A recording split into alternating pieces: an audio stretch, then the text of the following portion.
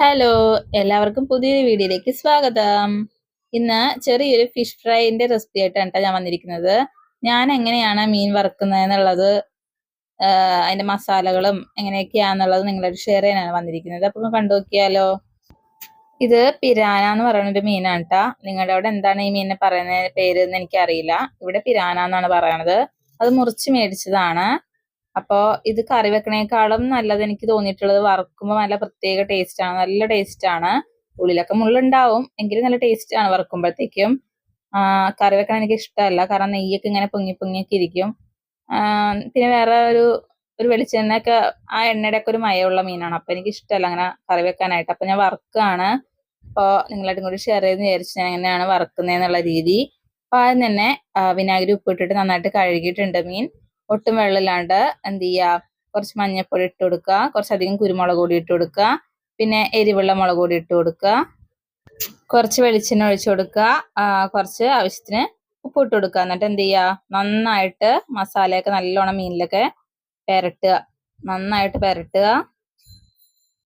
കുരുമുളക് പൊടിയൊക്കെ ഇച്ചിരി കൂടുതൽ തന്നെ ഇടണം കേട്ടോ, കാരണം മീനൊക്കെ വറുക്കുമ്പോൾ കുരുമുളക് പൊടിയൊക്കെ ഇടുമ്പോൾ പ്രത്യേക ടേസ്റ്റ് ആണ്. അപ്പോൾ ഞാൻ കുരുമുളക് പൊടിയൊക്കെ എപ്പോഴും ഇച്ചിരി കൂടുതൽ ഇടും.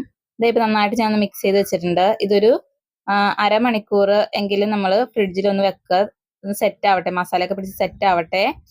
ഇതായിപ്പോൾ അരമണിക്കൂറൊക്കെ കഴിഞ്ഞായിരുന്നു. ചോറിനാവാൻ സമയമായി. അപ്പോൾ ഞാൻ എന്ത് ചെയ്യാ, മീൻ വറുക്കാനിടാൻ പോവാണ്. അങ്ങനെ വെളിച്ചെണ്ണ ഒഴിക്കും ചട്ടി ചൂടായി കഴിയുമ്പോഴത്തേക്കും. എന്നിട്ട് കറിവേപ്പില പച്ചമുളകൊക്കെ വേണമെങ്കിൽ ഉണ്ടെങ്കിൽ ഇടാം. ഇവിടെ ഇല്ലാത്തതുകൊണ്ട് ഞാൻ ഇടുന്നില്ല, അല്ലെങ്കിൽ എപ്പോഴും ഞാൻ ഇടുന്നതാണ്. കറിവേപ്പിലയും പിന്നെ പച്ചമുളകൊക്കെ ഇങ്ങനെ നീളത്തിൽ അരിഞ്ഞിട്ട് ഇങ്ങനെ ഇട്ടിട്ട് അതിന്റെ പക്കത്ത് മീനിട്ട് വറുക്കുമ്പോഴത്തേക്കും പ്രത്യേക ടേസ്റ്റ് ആണ്. ഇതിപ്പോ ഇല്ലാത്തതുകൊണ്ട് ഞാൻ ഇടുന്നില്ല. പിന്നെ അങ്ങനെ കറിവേപ്പിലയും പച്ചമുളകൊക്കെ ഇടുന്നതുകൊണ്ട് വേറൊരു ഗുണവും കൂടി ഉണ്ട്. നമ്മുടെ അടിക്ക് പിടിക്കുമല്ലോ മീനൊക്കെ, ചെറുത് മാംസമൊക്കെ ഇങ്ങനെ ഇളകിയൊക്കെ വരും. അപ്പോൾ അടിക്ക് പിടിക്കാണ്ടിരിക്കാനും നല്ല ഫിനിഷിംഗ് ആയിട്ട് മീൻ വറുത്തെടുക്കാനൊക്കെ ആയിട്ട് ഹെൽപ്പ് ചെയ്യും. അങ്ങനെ കറിവേപ്പിലയോ പച്ചമുളകോ ഒക്കെ ഇട്ടാല്. അപ്പൊ അറിയാത്തവരൊക്കെ ഒന്ന് ട്രൈ ചെയ്ത് നോക്കണേ. ഇപ്പൊ മീൻ വറുക്കാൻ അറിയാത്ത ഒരുപാട് പേരുണ്ടാവും. അപ്പോൾ കണ്ടു നോക്കുക, അറിയാത്തവരൊക്കെ ഒന്ന് കണ്ടു പഠിക്കുക. ഇതായിപ്പോ ഞാൻ മീൻ വറുക്കാൻ ഇട്ടിട്ടുണ്ട്.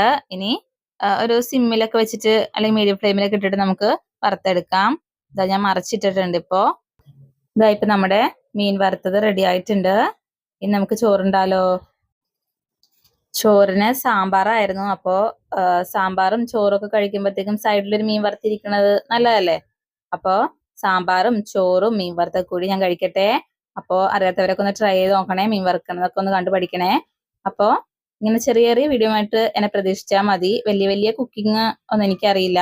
അപ്പോൾ എനിക്കറിയാവുന്ന കുക്കിംഗ് ആണ് നിങ്ങളായിട്ട് ഷെയർ ചെയ്യുന്നത്. അപ്പൊ കുറച്ച് പേർക്കെങ്കിലും ഈ വീഡിയോ ഇഷ്ടമായാലും ലൈക്ക് ചെയ്യുക, സപ്പോർട്ട് ചെയ്യുക. അപ്പോൾ എല്ലാവരും ഫുഡൊക്കെ കഴിച്ച് ഹാപ്പി ആയിട്ടിരിക്കുക. അപ്പൊ എല്ലാവർക്കും ഗുഡ് നൈറ്റ്. പുതിയൊരു വീഡിയോ ആയിട്ട് നമുക്ക് വീണ്ടും കാണാം. അതുവരേക്കും ടാറ്റ, ബൈ ബൈ.